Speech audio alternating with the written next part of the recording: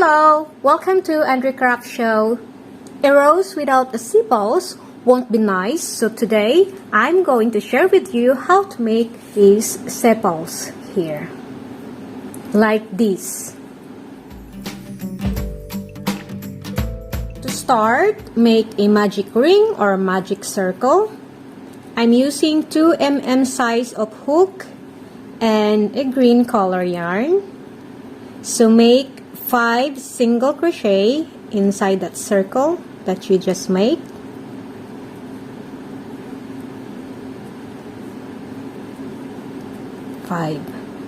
Tighten it and insert it in the first single crochet that you make.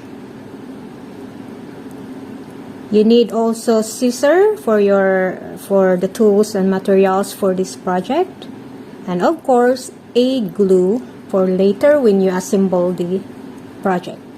Okay, so I did slip stitch, chain 1, make increase, so 2 single crochet in each chain or stitch. So that is 2.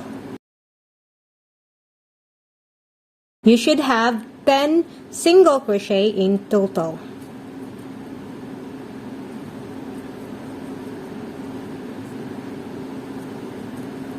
7, 8, 9, 10, and then slip stitch,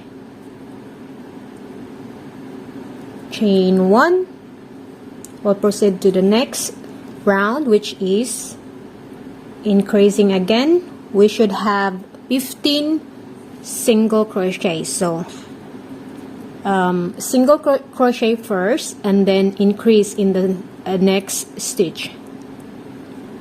So that's 3 single crochet in the first stitch, increase in the second.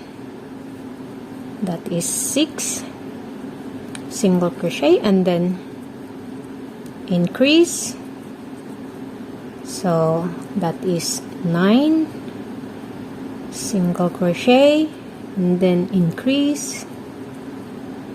That's 12 single crochet, then increase. That makes it 15 single crochet in total. Again, slip stitch, chain 1. We will do now again increase in to 20 single crochet. So what you're gonna do, single crochet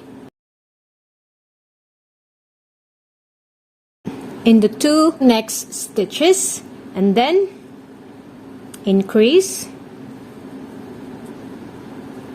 Do it again. 1, 2, increase. 1, 2, increase. So we already have 12 single crochet. 1, 2, increase. Increase means 2 single crochet in 1 stitch. So that's 16. 1, 2, increase. That's make it 20 single crochet. So you did slip stitch, so I'm gonna chain 1. Now we will just single crochet all the way around, which has a total of 20 single crochet. So 2, 3, 4, 5, 6, 7, 8, 9, 10, 11, 12, 13, 14, 15, 16, 17, 18, 19, 20. Now if you want it to be more deeper, like we are making like a cone where your petals will be sitting on top of this one. So if you want it to be more deeper, you just have to add another round of 20 single crochet. But I don't want, so I'm fine with this one. What I'm gonna do next is chain 1.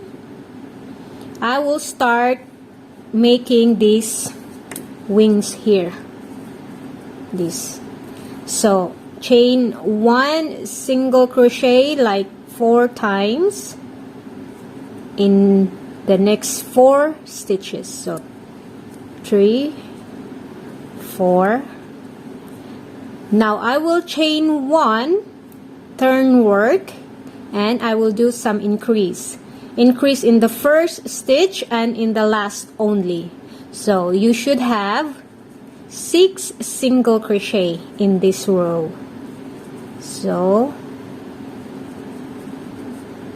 again, I will chain 1, turn work, increase.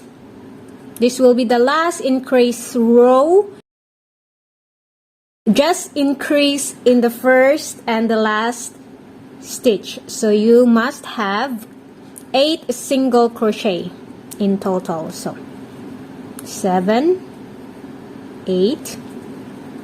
After this, we will do a decrease. So chain 1.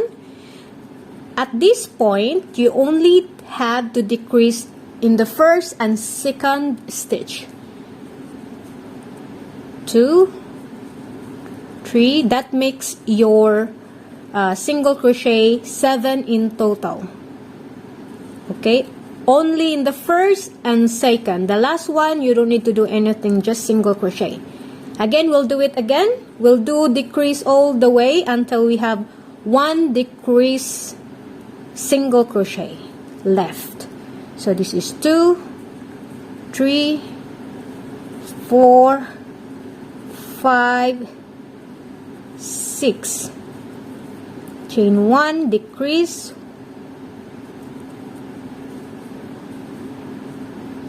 2, 3,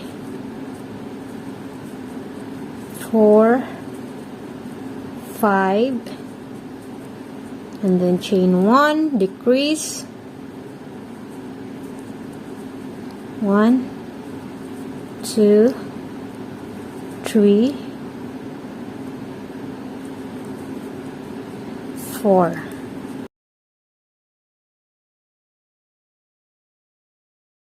It gets smaller and smaller. So this is gonna be 3.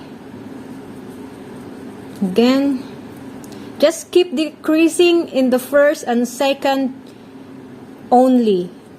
Yani first, second stitch. So here, this is the last decrease I will make. So there will be 1 single crochet, but we will not end here.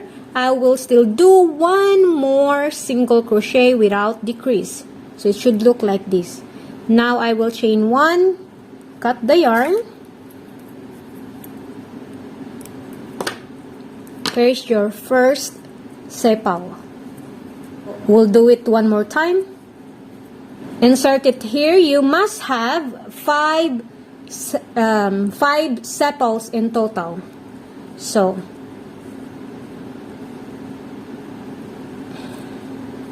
okay, and then chain 1 single crochet in the same stitch as your chain 1. Okay, 2, 3, 4. So chain 1, increase, 2 single crochet in 1 stitch, increase only in the first stitch and then the last stitch. So you must have 6 single crochet. Again, chain 1, increase, increase only in the first stitch and in the last stitch. You must have 8 single crochet.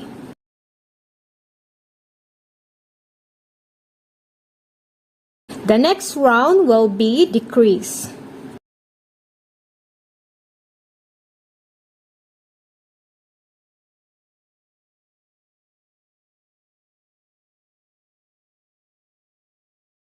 So I decrease 1, decrease only in the first and second stitch.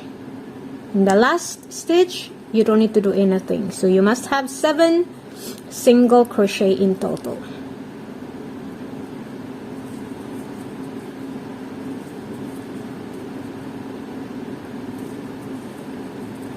Again, decrease.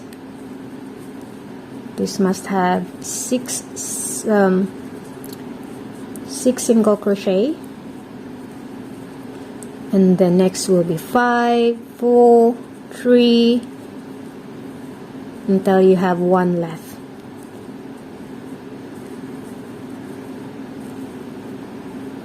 Three, 4, 5. Decrease.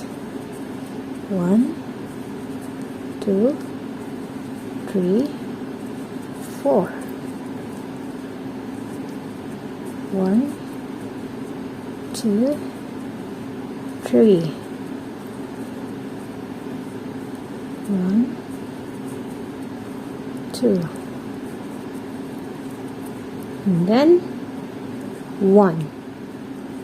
But we will not end here because this is a decrease, so meaning there was 2 stitches here. That makes it 1 single crochet. So we will do a 1 single crochet without decrease. So that's gonna be your last single crochet. Chain 1, cut the yarn.